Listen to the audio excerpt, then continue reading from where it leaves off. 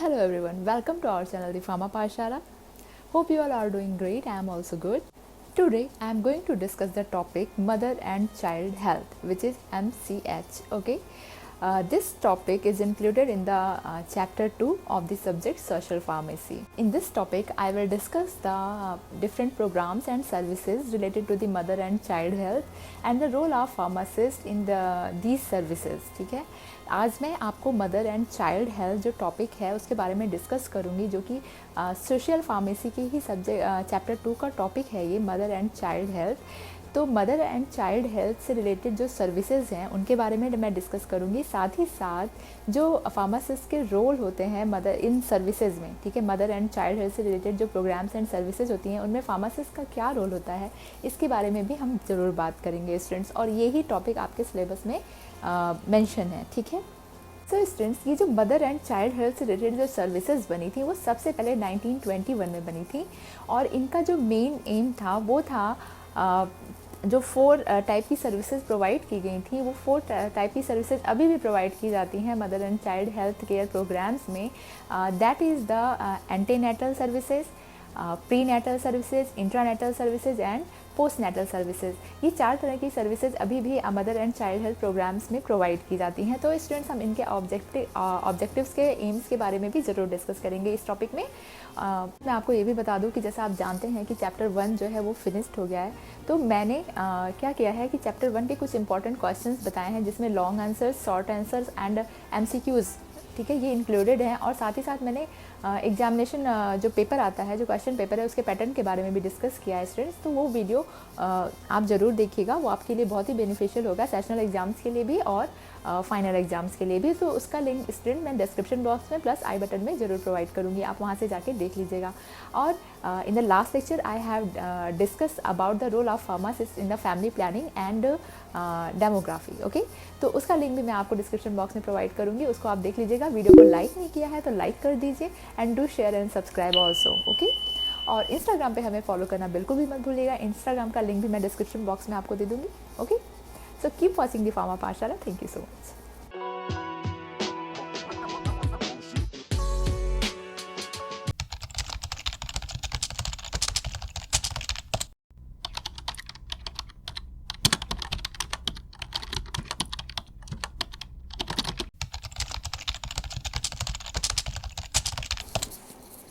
सो students, आज का जो टॉपिक है वो है मदर एंड चाइल्ड हेल्थ, जो कि चैप्टर 2 का टॉपिक है। ठीक है, जिसका शॉर्ट फॉर्म है MCH। ठीक है, मदर एंड चाइल्ड हेल्थ। तो मदर एंड चाइल्ड हेल्थ के बारे में अगर हम बात करेंगे तो इनकी सर्विसेज ही मेन होती हैं, जो मदर एंड चाइल्ड हेल्थ से रिलेटेड सर्विसेज प्रोवाइड की जाती हैं। ठीक है, तो मदर एंड चाइल्ड हेल्थ से रिलेटेड सर्विसेज मैंने बताया स्टूडेंट्स कि सबसे पहले 1921 में बनी थी। ठीक है, और जो अभी तक बीच में मॉडिफिकेशन हुआ है उनका और अभी तक चल रही हैं। ठीक है, तो to ensure the full well being of children and mother within the family and society, mother and child health services are given. ठीक है, तो ये बात आती है सबसे पहले कि mother and child health services बनी क्यों थी। ठीक है, उनके बिहाइंड क्या रीज़न था। तो ये इंश्योर करना, ये सुनिश्चित करना कि जो भी मदर और चिल्ड्रेन है, ठीक है, उसकी वेल बीइंग को, ठीक है, उसकी हैप्पीनेस को, उसकी वेल बीइंग को, उसकी लाइफ को इंश्योर करने के लिए सोसाइटी और फैमिली में, ठीक है, तो mother and child health services को बनाया गया था। ठीक है, जिसके डिफरेंट एम्स थे कि क्या क्या माइंड में रखते हुए mother and child health services को बनाया गया था, जिसके बारे में हम डिस्कस करेंगे students. So the first aim to reduce the preterm birth. ठीक है, प्री टर्म का बर्थ का मतलब क्या होता है स्टूडेंट्स, कि जो एक ड्यूरेशन है बर्थ की 9 मंथ की, ठीक है, उससे पहले, ठीक है, जो प्री मैच्योर बेबीज़ होते हैं, ठीक है, उनकी बर्थ को क्या करना, रिड्यूस करना। ठीक है, ये था इस सर्विस का पहला एम। ठीक है, इसके बाद स्टूडेंट सेकेंड एम था to reduce foetal and infant death. ठीक है, फीटल का मतलब आपको पता है जो इनसाइड द मदर टमी, यानी कि आप ये कहते हैं जो बच्चे माँ के पेट में रहते हैं, ठीक है, जो फीटस होता है, ठीक है, उसको, उसकी डेथ को, प्लस इन्फेंट यानी न्यूली बॉर्न जो बेबीज़ होते हैं उनकी डेथ को क्या करना, रिड्यूस करना। ठीक है, third aim to prevent communicable and non communicable diseases. ठीक है, कुछ बहुत सारी communicable and non communicable diseases हैं जो मदर को भी होने के चांसेस होते हैं और बेबीज़ को, फीटस को भी होने के चांसेस होते हैं। तो ऐसी डिजीज़ को क्या करना, प्रिवेंट करना। अगर आपको पता है कोई ऐसी कम्युनिकेबल या नॉन कम्युनिकेबल डिजीजेज तो प्लीज़ उसको कमेंट बॉक्स में मेंशन करें। ठीक है। उसके बाद आता है to educate the mother to improve the health of her and her children, ठीक है।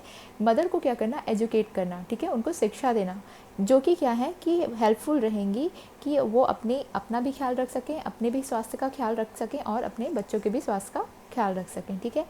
Next aim is to provide expert advice to the couples to plan their families, ठीक है। वो कपल्स जो कि बेबी प्लान कर रहे हैं, ठीक है, जिनका ऐसा है ऐसा कोई प्लान है कि वो नेक्स्ट ईयर बेबी चाहते हैं, तो उनको क्या करना चाहिए कि उनको एक्सपर्ट एडवाइस देनी चाहिए कि किस तरह से, एक तरह से आप कह सकते हो कि उनको प्रॉपर एजुकेट करना चाहिए बेबी से रिलेटेड, डिजीज़ से रिलेटेड, मदर की हेल्थ से रिलेटेड, फीटस की हेल्थ से रिलेटेड, ठीक है। तो वो सारी जो एक्सपर्ट एडवाइस है उसको प्रोवाइड करना चाहिए कपल्स को। Next to encourage the delivery by trained workers in a safe and clean environment, ठीक है। तो इनकरेज करना, जो डिलीवरी होती है, ठीक है, जहाँ पे बच्चे पैदा होते हैं, वो बच्चे पैदा करने यानी जो डिलीवरी का प्रोसेस होता है उसको हमेशा एक ट्रेंड वर्कर्स के थ्रू ही कराना चाहिए, ठीक है।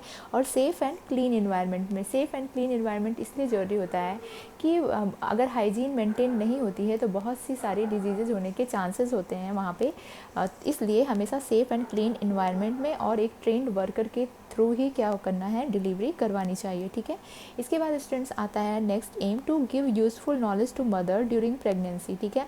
मदर्स को क्या करना है कि जब वो प्रेगनेंसी के दौरान उन्हें क्या क्या करना चाहिए, क्या नहीं करना चाहिए, जो कि उनके लिए भी यूज़फुल है, साथ ही उनके होने वाले बच्चे के लिए भी यूज़फुल होंगी, ठीक है। तो ये सारे एम्स थे जो कि जो MCH सर्विसेज बनी थी, mother and child health services बनी थी, उनको इन सारे एम को ध्यान में रखते हुए बनाया गया था।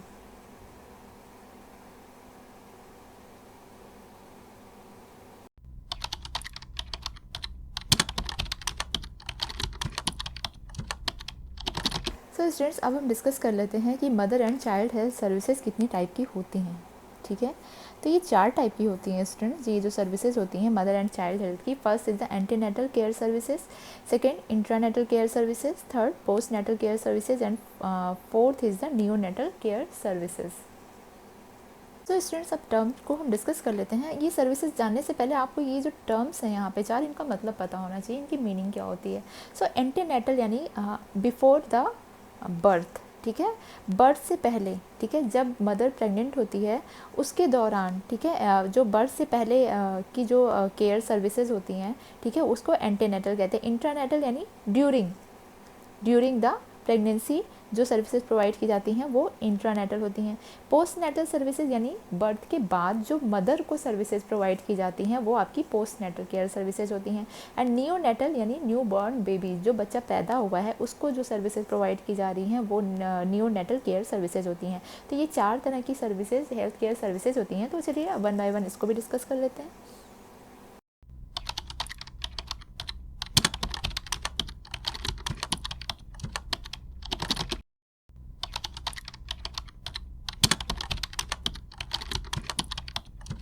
So students, first is the antenatal care. In this, women are provided with these services during pregnancy or before the birth, and its goal to provide a healthy mother and a healthy baby at the end of the pregnancy, ठीक है। तो antenatal care का मतलब क्या होता है, ये जो सर्विसेज होती हैं एंटीनेटल केयर सर्विसेज, ये क्या कब प्रोवाइड की जाती हैं, ड्यूरिंग प्रेगनेंसी एंड बर्थ से पहले, ठीक है। जो सर्विसेज प्रोवाइड की जाती हैं उसको हम कहते हैं एंटीनेटल केयर सर्विसेज। और इसका मेन गोल क्या था स्टूडेंट्स, कि जब भी प्रेगनेंसी हो तो जब प्रेगनेंसी का अंत होता है, एंड ऑफ द प्रेगनेंसी होती है, तो उस समय एक जो है मदर जो है वो भी हेल्दी होनी चाहिए और जो बेबी है वो भी हेल्दी होना चाहिए, ठीक है। इस केयर का मेन गोल यही होता है। देन आते हैं हम एंटीनेटल केयर के ऑब्जेक्टिव्स पे, ठीक है। The first objective is to promote and preserve women's health during pregnancy, ठीक है। पहला ऑब्जेक्टिव क्या था कि वुमेन हेल्थ को, प्रेगनेंसी के दौरान वुमेन हेल्थ को क्या करना है, अच्छा बनाना है, प्रमोट करना है और प्रिजर्व करना है, ठीक है। सेकेंड आता है to identify incidents of high risk and give them special care, ठीक है। इन प्रेगनेंसी के दौरान क्या है कि अगर किसी बहुत मेजर डिजीज़ की आइडेंटिफिकेशन हो रहा है या फिर कुछ मेजर का कम्युनिकेबल या नॉन कम्युनिकेबल किसी भी टाइप की डिजीज़ का जो आइडेंटिफाई हो रही है अगर उस ड्यूरिंग द प्रेगनेंसी, तो क्या करना है कि उसको क्या करना है कि उसकी केयर करना है और उसे प्रिवेंट करना है, ठीक है। इसके बाद आता है third objective, educate the mother about nutrition, clothing and personal hygiene. ठीक है, ड्यूरिंग द प्रेगनेंसी मदर को एजुकेट करना अबाउट द न्यूट्रिशन कि इस समय उनको कौन कौन से न्यूट्रिशनल प्रोडक्ट या न्यूट्रिशनल फूड लेने चाहिए। ठीक है, कपड़े कैसे पहनने चाहिए, क्लोथिंग कैसी होनी चाहिए, और पर्सनल हाइजीन यानी साफ़ सफाई का भी ध्यान रखना होता है। तो ये सारी चीज़ों के बारे में हम क्या करते हैं, ये जो थी ये मेन ऑब्जेक्टिव था एंटीनेटल केयर का, एंटीनेटल केयर सर्विसेज का main objective. Okay,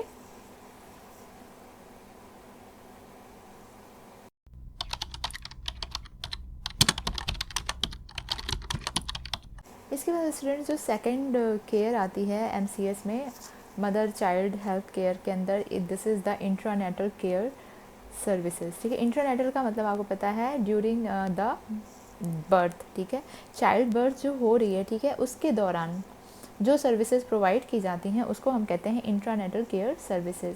so this services is provided to the woman during the child birth. ठीक है, चाइल्ड बर्थ के दौरान जो सर्विसेज प्रोवाइड की जा रही हैं उनको इंट्रानेटल केयर सर्विसेज कहते हैं।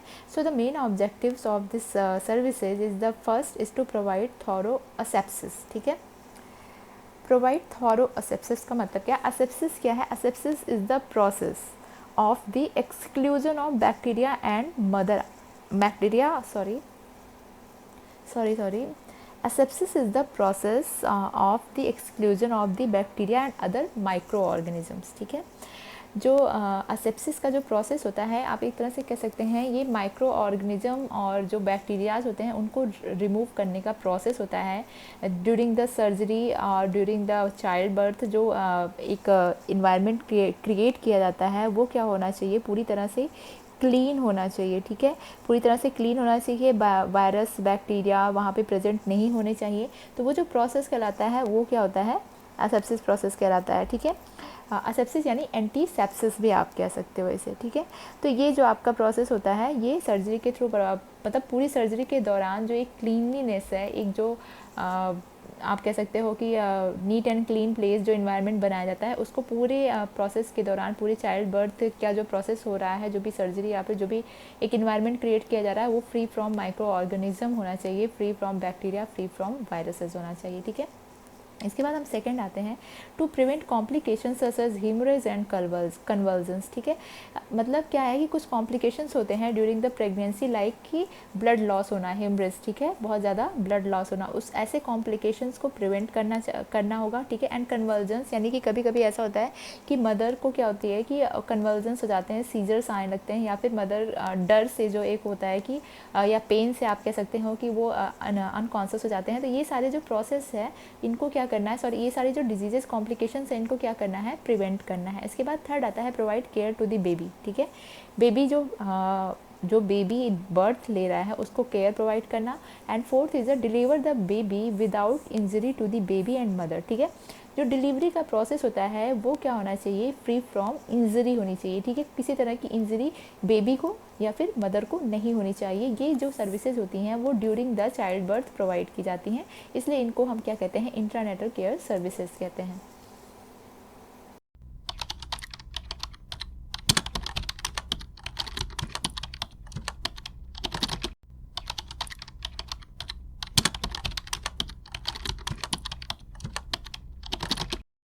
So students, the third MCH is mother child services is the postnatal care services. Postnatal means after the delivery, after the birth, जो मदर आफ्टर द डिलीवरी जो and after the birth दोनों ही कह सकते हैं कि जो मदर और जो न्यू बॉर्न बेबी होता है उनकी जो केयर की जाती है वो आपकी पोस्टनेटल केयर सर्विसेज के अंदर आती है, जिसके अंदर क्या है कि the services are provided to the mother after delivery. It includes the care of the mother and care of the new born. ठीक है, इसके मेन ऑब्जेक्टिव्स क्या होते हैं, the main objective is to provide health checkup and teach post natal exercises. ठीक है, कि health checkup इसलिए किया जाता है स्टूडेंट्स कि जो बच्चा पैदा हुआ है और मदर आफ्टर डिलीवरी, ठीक है, मदर का क्या होता है कि बहुत सारे चांसेस होते हैं कि ब्लड लॉस के, तो उनका क्या होता है हीमोग्लोबिन लेवल चेक किया जाता है। ठीक है, और साथ ही साथ जो न्यू बॉर्न बेबी है उसके भी कुछ हेल्थ चेकअप होते हैं। ठीक है, कि जैसे उसको कोई डिजीज़ या किसी चीज़ की उसकी बॉडी में कमी तो नहीं है। ठीक है, ऐसा कुछ हेल्थ चेकअप होते हैं आपके। ठीक है, इसके बाद आता है कि टीच पोस्ट नेटल एक्सरसाइजेज, ठीक है, कि बर्थ के बाद मदर को क्या की जाती हैं, कुछ एक्सरसाइजेज बताई जाती हैं करने के लिए, जिससे कि वो अपनी जो हेल्थ थी उनकी पहले की वैसी वो हेल्थ अपनी वापस से पा सकें, ठीक है। इसके बाद सेकंड होता है to check that breast feeding is sufficient और नॉट, ठीक है। ब्रेस्ट फीडिंग इज़ सफिशिएंट और नॉट का यहाँ पे मतलब है कि जो मिल्क का प्रोडक्शन होता है वो मदर टू मदर वेरिएट करता है, ठीक है। किसी को कुछ माओं को क्या होता है कि कुछ मदर्स को क्या होता है कि मिल्क प्रोडक्शन जो होता है वो प्रॉपर होता है और कुछ को नहीं होता है। तो इसको क्या करना है कि ब्रेस्ट फीडिंग सफिशिएंट हो रही है, यानी कि जो न्यू बॉर्न बेबी है उसको क्या जो फूड की उसको नीड है या जो उसके पेट भरने या न्यूट्रिशन की जो नीड है वो प्रॉपर ब्रेस्ट फीडिंग के थ्रू जा रही है या नहीं जा रही है। तो इसके लिए क्या होता है कि उसको भी चेक किया जाता है। इसके बाद आता है third, providing treatment for the mothers rapid return to the optimal health, ठीक है। इन केस मदर को का ब्लड लॉस हुआ है, ठीक है, बहुत ज़्यादा ब्लड लॉस हुआ है during the pregnancy during the child birth process, तो उसको क्या कहता है कि कुछ प्रॉपर ट्रीटमेंट प्रोवाइड किए जाते हैं जिससे कि क्या है कि वो अपनी पहले जैसी हेल्थ को दोबारा से ले सकें।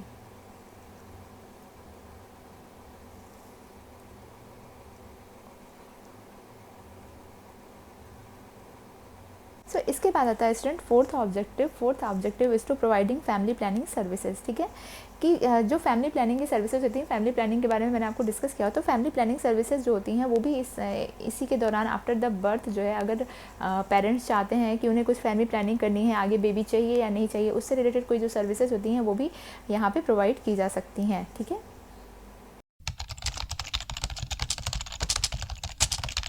The fourth services is the neonatal care services. Upon the birth of a child, this services is given, ठीक है। बर्थ होने के बाद जो चिल्ड्रन को जो नियोनेटल्स होते हैं, न्यूली बॉर्न बेबी होते हैं, उनको जो सर्विसेज दी जाती हैं उनको नियोनेटल केयर सर्विसेज कहते हैं, या नियोनेटल केयर सर्विसेज में जो सर्विसेज दी जाती हैं उनको मैं अभी बताने जा रही हूँ, क्योंकि ये जो फर्स्ट एक वीक होता है, ठीक है, वो बच्चों के लिए लाइफ के लिए मोस्ट इम्पॉर्टेंट वीक होता है वो, ठीक है। So in the first 24 to 48 hour after the birth the risk of death is highest, ठीक है। जो 24 से 48 घंटे होते हैं बर्थ के बाद, उसमें जो डेथ का रिस्क होता है वो बहुत हाई होता है, ठीक है। इसलिए नियोनेटल केयर सर्विसेज प्रोवाइड करने का प्लान किया गया था, ठीक है। तो जिसमें ऑब्जेक्टिव्स क्या थे कि बॉडी टेम्परेचर मेंटेनेंस, ठीक है, क्योंकि आपको पता है कि जब बच्चे अंदर माँ के पेट में रहते हैं, ठीक है, तो उनका क्या होता है कि एक वार्म टेम्परेचर होता है वहाँ पे जो उनको मिलता है, ठीक है। फिर जब वो आफ्टर द बर्थ जो एक प्रॉपर इस इन्वायरमेंट में आते हैं तो वहाँ पे उनके बॉडी टेम्परेचर को मेंटेन करना बहुत ही ज़रूरी होता है, ठीक है। सेकंड, इन्फेक्शन अवॉइडेंस, ठीक है। इन्फेक्शन, क्योंकि उस समय वो बहुत ही ज़्यादा आप कह सकते हो सेंसिटिव होते हैं, तो उस समय उनको क्या होता है कि इन्फेक्शन होने के भी चांसेस ज़्यादा होते हैं, तो इससे इन्फेक्शन अवॉइडेंस का जो प्रोसेस होता है उसको प्रॉपर करना चाहिए। उसके बाद होता है setting up a suitable feeding schedule, ठीक है। फीडिंग शेड्यूल का मतलब क्या है कि जब बच्चा पैदा होता है तो उसके बाद उसे कब तक उसको मिल्क प्रोवाइड करना है, ठीक है, तो उसका एक शेड्यूल बनाते हैं, ठीक है, वहाँ के जो डॉक्टर्स होते हैं, नर्सेस होती हैं, और वो मदर को देते हैं और मदर उसे फॉलो करती है। इसके बाद आता है स्टूडेंट्स इम्यूनाइजेशन। आपको पता है इम्यूनाइजेशन कुछ टीकाकरण जिसको कहते हैं, ठीक है, कुछ वैक्सीन्स और ये सारी चीज़ें जो लगती हैं न्यूली बाउंड बेबीज़ को, ठीक है, उसका भी एक स्केड्यूल दिया जाता है मदर को कि आप इस टाइम पे आके इतने महीने बाद ये वैक्सीन लगवानी होती है, ठीक है। इसके बाद आता है fifth detection of health problems and treatment, ठीक है। नियोनेटल केयर के अंदर क्या होता है कि बच्चों की जो न्यू बॉर्न बेबीज़ होते हैं उनका क्या होता है, उनका हेल्थ चेकअप होता है, और इन केस वहाँ पे उन्हें कोई डिजीज़ की प्रेजेंस होती है या ऑब्जर्व करते हैं कि वो कोई डिजीज़ है या बच्चा किसी चीज़ से किसी इन्फेक्शन के थ्रू अब इस समय मतलब सफ़र कर रहा है, तो क्या होता है कि उसका जो ट्रीटमेंट भी किया जाता है, ठीक है, डिटेक्शन भी किया जाता है और ट्रीटमेंट किया जाता है। तो स्टूडेंट्स ये क्या थे आपके कि ये जो सर्विसेज थी MCS, ठीक है, मदर एंड चाइल्ड हेल्थ जो सर्विसेज थी उनके बारे में मैंने डिस्कस किया। अब जो आपका मेन आता है कि आपके सिलेबस में भी वो मेंशन है, ठीक है, कि रोल ऑफ द फार्मासिस्ट का क्या रोल है। आप देखो, क्योंकि आप भी एक फार्मासिस्ट हो, ठीक है, आप डिफॉर्म कर रहे हो, आपको फार्मासिस्ट, तो फार्मासिस्ट का mother and child health services में क्या रोल है उसके बारे में बताना भी आपको बहुत ज़रूरी है। तो अब मैं आपको ये बता देती हूँ कि role of the pharmacist in the MCH।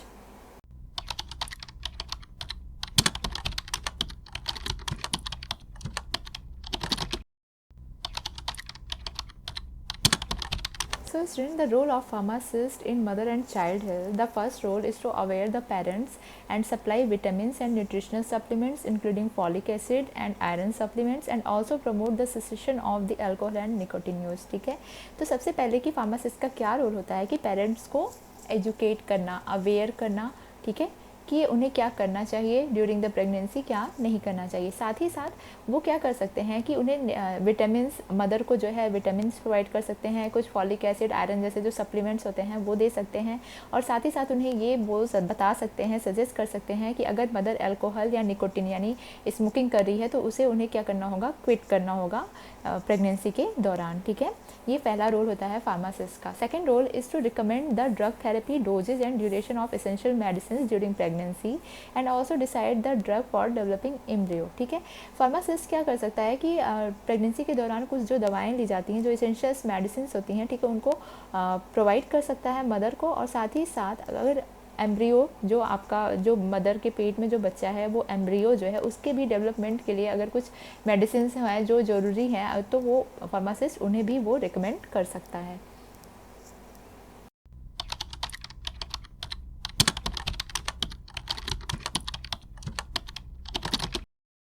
So student, the third role of pharmacist is to provide the required sterile medical devices or products during pregnancy. Pregnancy के दौरान कुछ जो डिवाइसेस या प्रोडक्ट्स की नीड होती है, स्टेराइल आप कह सकते हो, स्टेराइल यानी फ्री फ्रॉम माइक्रो ऑर्गेनिज्म से जो जो डिवाइसेस होती हैं, ठीक है, उनको डिलीवर कर सकते हैं। और साथ ही साथ कुछ प्रोडक्ट जो स्टेराइल प्रोडक्ट्स होते हैं उन्हें भी डिलीवरी के दौरान वो प्रोवाइड कर सकते हैं। जो एक क्या कहते हैं यहाँ पे सूचर्स होते हैं, जैसे सर्जरी का प्रोसेस हो रहा है तो बहुत सारे सर्जिकल इंस्ट्रूमेंट्स की नीड होती है, तो ये एक तरह से स्टेराइल मेडिकल डिवाइसेज होते हैं जो सर्जिकल इंस्ट्रूमेंट्स होते हैं। ठीक है, तो सर्जिकल इंस्ट्रूमेंट्स के बारे में अगर आपको जानना है तो उसका वीडियो मैंने बनाया हुआ है, तो उसका लिंक भी मैं डिस्क्रिप्शन बॉक्स में दे दूँगी आपको। तो सर्जिकल इंस्ट्रूमेंट्स को भी क्या करते हैं फार्मासिस्ट डिलीवरी के दौरान प्रोवाइड कर सकते हैं। ठीक है, इसके बाद आता है pharmacist supply the effective treatment to the child और drug therapy like oral rehydration salts और जिंक थेरेपी। ठीक है, बच्चा पैदा होने के बाद, ठीक है, जो चाइल्ड होता है, चाइल्ड्स की हेल्थ के रिलेटेड, चाइल्ड की ग्रोथ से रिलेटेड अगर कुछ मेडिसिन, कुछ सप्लीमेंट्स, कुछ ट्रीटमेंट्स प्रोवाइड करने होते हैं तो वो भी फार्मासिस्ट प्रोवाइड कर सकता है। ठीक है, इसके बाद आता है student pharmacist can also participate in the health programs and aware the parents to any disease conditions and provide the proper precautions. इसके बारे में अगर हम बात करें तो जैसे मैंने आपको पहले भी बताया हुआ है लेक्चर में, फार्मासिस्ट का ये बहुत बड़ी रिस्पॉन्सिबिलिटी होती है कि जो भी हेल्थ से रिलेटेड प्रोग्राम्स हो रहे हैं, कॉन्फ्रेंसेज हो रही हैं, उनको अटेंड करना या फिर उनको स्पॉन्सर करना। ठीक है, तो फार्मासिस्ट क्या है कि हमेशा इनको क्या करना चाहिए कि ये हेल्थ प्रोग्राम्स में समय समय पर पार्टिसिपेट करते रहें। और अगर कोई ऐसी बीमारी है जो उस समय फैली हुई है, कोई ऐसी डिजीज़ कंडीशन है, तो उसके बारे में पेरेंट्स को बताना, उन्हें एजुकेट करना, और उससे क्या क्या प्रिकॉशंस होते हैं, प्रिकॉशंस हो सकते हैं उससे बचने के लिए, वो भी उन्हें देना चाहिए। ठीक है, तो ये स्टूडेंट्स आपके क्या थे, role of the pharmacist in the mother and child health. तो जो स्टूडेंट आज मैंने जो आपको पढ़ाया टॉपिक, ये था आपका मदर एंड चाइल्ड हेल्थ, जिसके अंदर मैंने एम बताया कि mother and child health services क्या होती हैं, mother and child health services का मेन एम क्या था, ठीक है, कितने टाइप की इसमें सर्विसेज होती हैं, उनके ऑब्जेक्टिव्स क्या होते हैं, और फार्मासिस्ट का क्या रोल है मदर एंड चाइल्ड हेल्थ में। आई होप कि आपको ये वीडियो समझ आया होगा। In case any query kindly ask in the comment section and हमारे चैनल को लाइक एंड सब्सक्राइब करना मत भूलिएगा। वीडियो को लाइक करिए, चैनल को सब्सक्राइब करिए, इससे हमें भी मोटिवेशन मिलता है। आपको आपके लिए अच्छे अच्छे टॉपिक्स पे वीडियो रिसर्च करके हम लाते हैं, स्टूडेंट्स बहुत मेहनत करके वीडियो लाते हैं कि मतलब आप हमारे चैनल पे जो वीडियोस हैं वो उसके अंदर जो मटेरियल है स्टूडेंट्स वो बिल्कुल लेटेस्ट और रिसेंट मटेरियल है। ठीक है, ये अगर आपके ये बुक्स में भी अवेलेबल नहीं है, हम आर्टिकल्स से सर्च करके रिसर्च आर्टिकल्स, जो नए नए आर्टिकल्स आ रहे रिसर्च हो रहे हैं उनसे सर्च करके आपके टॉपिक्स को ढूंढ कर हम लेके आते हैं आपके लिए। तो प्लीज़ इसके मोटिवेशन में आप ये कह सकते हो कि एज ए गिफ्ट आप हमें लाइक कर सकते हैं, हमारे वीडियो को शेयर कर सकते हैं और सब्सक्राइब कर सकते हैं। Thank you so much. If you are new, then don't forget to subscribe our channel The Pharma Pathshala and keep watching. Thank you.